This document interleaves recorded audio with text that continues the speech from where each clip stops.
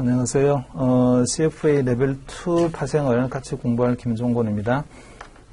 레벨 2에서 파생 상품이 차지하는 비중은 그렇게 출제 비중으로는 높지 않습니다.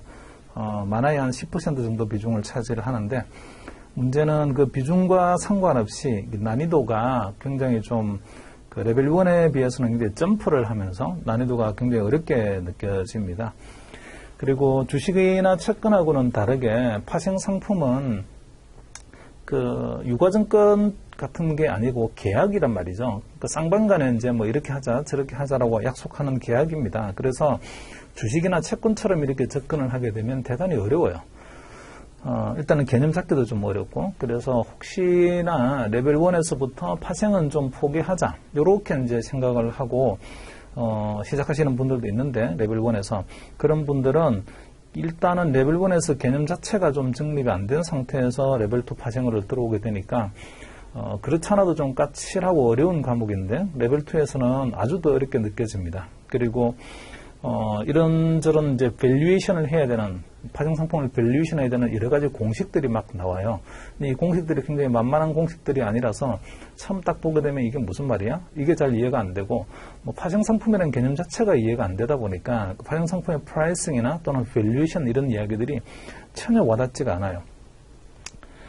자, 그래서 약간 이제 걱정인데, 특히나 이제 레벨 1에서 그래도 기초 개념을 튼튼하게 하셨던 분들은 그나마 좀 낫고요. 근데 레벨 1에서 내가 파생한 비중도 높지 않으니까 그냥 건너뛰자 이랬던 분들 같은 경우는 레벨 2 파생이 갑자기 그냥 이상한 이야기를 하는 것 같고 되게 어려워요. 이해가 잘 안 되고. 그래서 좀 당부를 드립니다만 최대한 천천히 해서 이제 설명을 드리긴 할 텐데, 한 번 들어서 이해가 안 되면 두 번, 세 번 계속 반복해서 들어서 꼭 본인 걸로 만드시기 바랍니다. CFA 어떤 과목도요, 어떤 특정 과목을 레벨 1, 2, 3까지 가는 동안에 그 과목은 내가 한 번도 본 적이 없고 다 포기했어 이렇게 해서 합격하시는 분들 없습니다.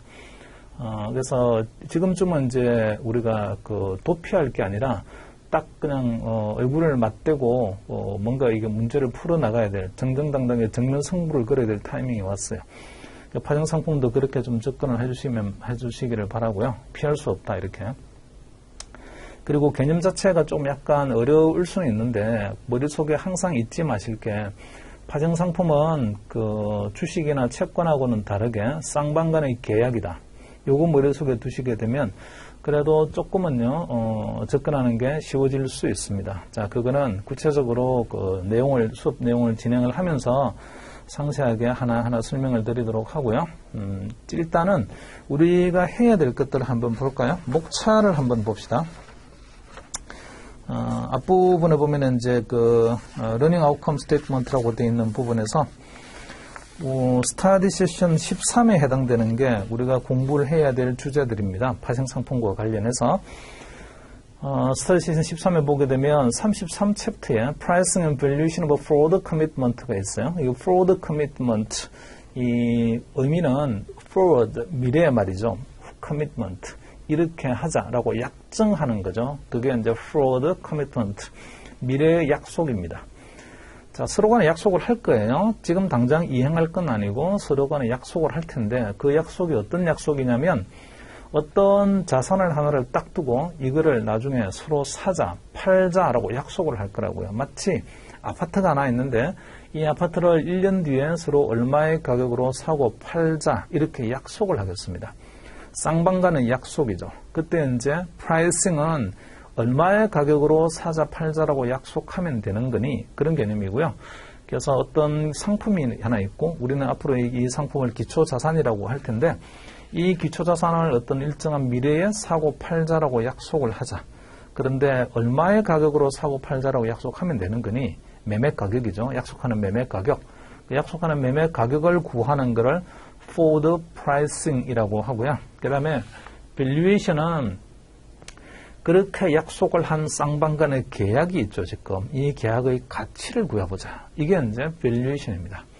그래서 forward commitment pricing과 forward commitment valuation은 같은 뜻이 아닙니다. 완전 다른 뜻이에요. 이 forward commitment에 해당되는 파생 상품의 종류에 forward, futures, swap 이런 것들이 있습니다. 그래서 forward futures swap 이런 상품들이 파생 상품들이 전형적인 forward commitment 형태의 파생 상품들이고 그 다음에 또 이제 34챕터에서는 contingent claim valuation이라는 게 있어요. contingent claim은 어떤 조건부 청구권입니다. 이런 사건이 일어나게 되면 내가 상대방한테 뭔가를 청구할 수 있는 거예요. 자, 그런 류의 금융상품은요, 옵션이 있습니다. 옵션에서 in the money가 되게 되면, 우리는 옵션을 발행자한테 제가 지금 가지고 있는 옵션이 in the money가 되게 되면, in the money 된 그 가치만큼을 상대방한테 청구할 수가 있죠. 그래서 contingent claim 형태의 상품은 옵션이고요. 옵션을 valuation 하는 겁니다.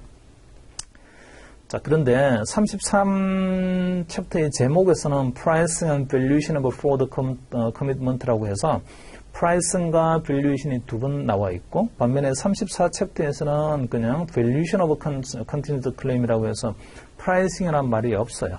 오탄가요? 아닙니다.